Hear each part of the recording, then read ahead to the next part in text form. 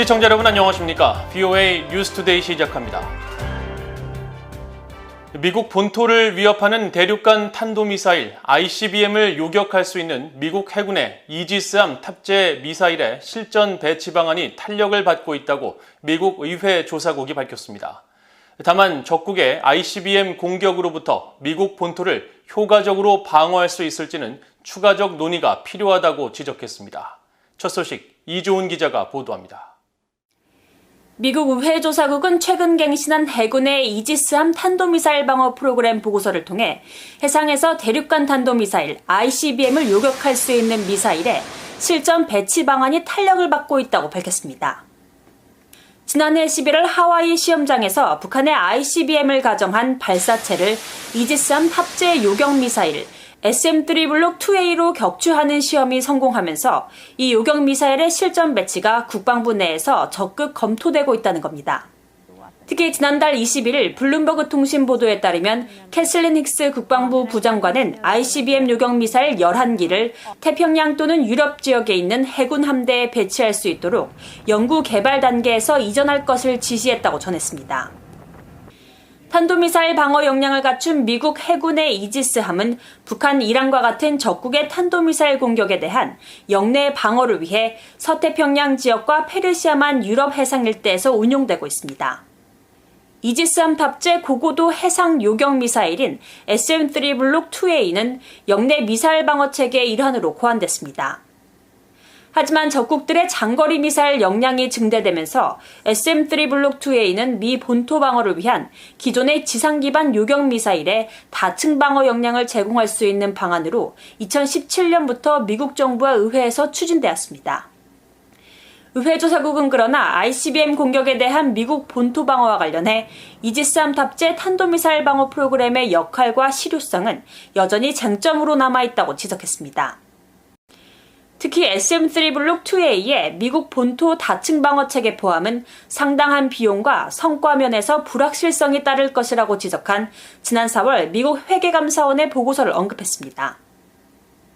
회계감사원에 따르면 지난해 11월 SM-3 블록 2A의 ICBM 격추 시험은 성공에 매우 유리한 조건에서 이뤄졌다는 것입니다.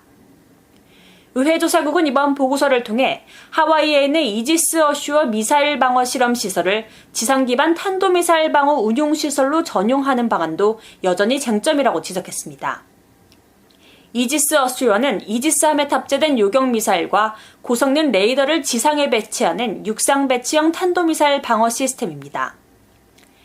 이런 가운데 미사일방어청은 최근 의회에 제출한 예산안을 통해 이지스함 탄도미사일 프로그램 조달과 연구 개발을 위해 16억 4,790만 달러의 예산 지원을 요청했습니다. 이 가운데 SM-3 블록 2A는 2억 9,530만 달러를 차지합니다. 의회 조사국은 이 같은 내용을 전하면서 이지스함 탄도미사일 방어 예산 승인과 관련해 의회는 영내 동맹국의 기여도를 비교해야 한다고 지적했습니다. VOA 뉴스 이존입니다.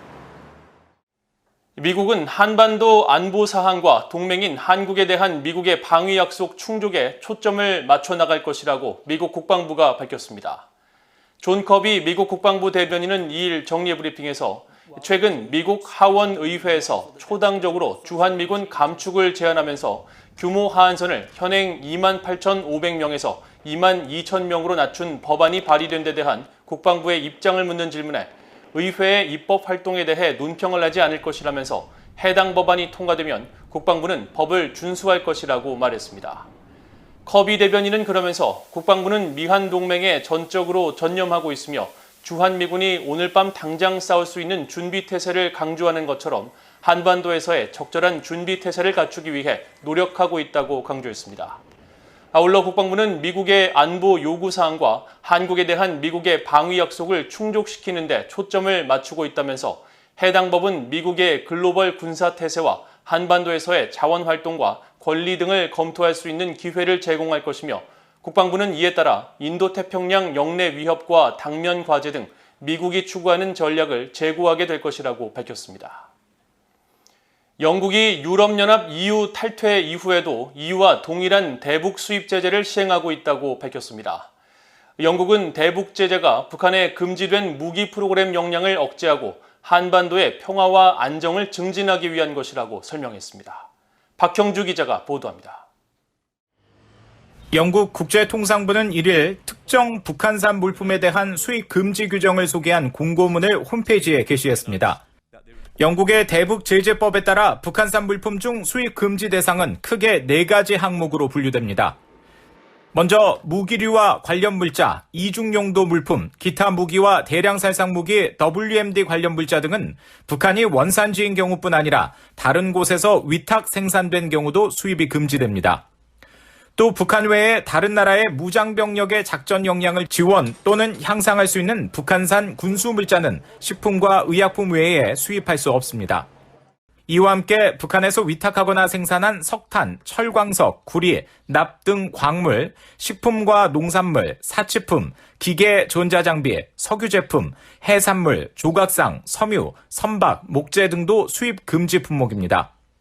북한 정부 인사들이 직간접적으로 소유 통제하거나 이들이 위탁 생산한 금과 다이아몬드 등 귀금속도 수입할 수 없습니다. 다만 북한을 오가는 사람의 개인 소지품, 북한 내 외교 공간과 국제기구 등 공무상 용도, 북한 주재 외교관 등의 개인 소지품, 또 국가안보에 부합하거나 영국 등에서 중대범죄 예방이나 탐지를 위해 필요한 것으로 공인된 경우는 예외입니다. 이처럼 면제 대상이 아닌 북한산 수입 금지 품목을 수입하기 위해서는 영국 국제통상부로부터 면허를 발급받아야 하며 영국의 북한 제재 규정 2019를 위반할 경우 최고 10년의 징역형을 받을 수 있습니다. 영국 국제통상부는 영국이 유럽연합 공식 탈퇴, 즉 브렉시트를 앞두고 2019년 3월 자체적으로 북한 제재 규정 2019를 제정했고 이 법이 올해 1월부터 기존의 EU 관련 법규를 대체해 실질적으로 동일한 효력과 함께 시행되고 있다고 밝혔습니다. 또 이 법이 2006년 채택된 1718호부터 2017년 12월 채택된 23975까지 총 10건의 유엔 안보리 대북 결의에 따른 영국의 의무를 이행하기 위해 금융, 무역, 운송, 이주 제재를 부과하고 있다고 설명했습니다. 그러면서 이런 제재 체제는 금지된 프로그램을 지속하는 북한의 역량을 억제하고 무기 등 북한의 금지된 프로그램의 포기와 해체를 촉진하며 한반도의 평화, 안보와 안정을 증진하기 위한 목적이라고 강조했습니다. 앞서 영국 정부는 지난해 7월 세계 인권 제재 법규 2020을 제정하고 이에 따른 첫 조치로 북한의 정치범 수용소 운영과 연관된 북한 공안기관 2곳을 제재한 바 있습니다. 영국 국제통상부 관계자는 2일 VOA에 이번 공고문과 관련해 새로운 추가 정보는 포함되지 않았지만 기존 일반에 공개된 정보를 강화하는 차원이라고 설명했습니다. VOA 뉴스 박형주입니다. 북한이 지난 10년간 미사일 개발 분야에서 가장 큰 위협을 제공했으며 미사일과 우주 분야에 대한 지속적인 투자로 동북아 영내 안보 환경 변화를 촉발할 가능성이 있다고 미국의 민간 연구단체가 지적했습니다. 미국의 민간 연구단체인 전략국제문제연구소 CSIS는 2일 공개한 동북아 지역 과학혁신 동향의 지정학적 시사점을 다룬 보고서에서 북한은 여러 산업적인 한계에도 불구하고 미사일 시스템 구축 야망을 추구하는 데 주저하지 않고 있다면서 이같이 지적했습니다. 또 북한은 사이버 공간에서도 위협적인 존재로 부상했으며 미국과 한국, 일본 등은 북한과 중국으로부터 매일같이 사이버 공격을 받고 있다면서 북한이 7,000명 이상의 해커를 동원할 수 있는 능력을 갖추고 있으며 사이버 공격을 통한 금전적 이득을 얻는 데 초점을 맞추고 있다고 분석했습니다. 보고서는 또 최근 몇 년 동안 북한의 핵과 미사일, 사이버 공격 역량이 진전됨에 따라 한국에서는 북한이 최우선 해결 과제로 여겨지고 있다면서 다만 한국은 북한과 더불어 중국의 위협을 상대해달라는 동맹의 요청을 받고 있으며 이는 전통적 미한 관계에 초점을 바꾸는 계기가 될 수 있다고 전망했습니다. 한국 정부가 최근 신종 코로나 바이러스 확산세와 관련해 중대 위기에 처했다고 밝혔습니다. 한국의 김부겸 국무총리는 2일 정부 서울청사에서 발표한 코로나 방역 관련 대국민 담화문을 통해 지난 1년 반 동안 모든 국민이 고통을 감내하며 힘들게 쌓아온 방역이 중대한 위기에 처했다면서 방역 대응을 강화해야 한다고 말했습니다. 김 총리는 특히 정부는 지자체와 긴밀히 협의해 언제라도 거리 두기 단계를 상향하는 한편 실효성 있는 방역 조치를 추가로 강구할 것이라면서 전체 확진자에서 수도권이 차지하는 비중이 사흘 연속 80%를 넘고 있고 전파력이 강한 델타 변이 바이러스 감염의 90%가 수도권에서 발생하고 있다고 밝혔습니다.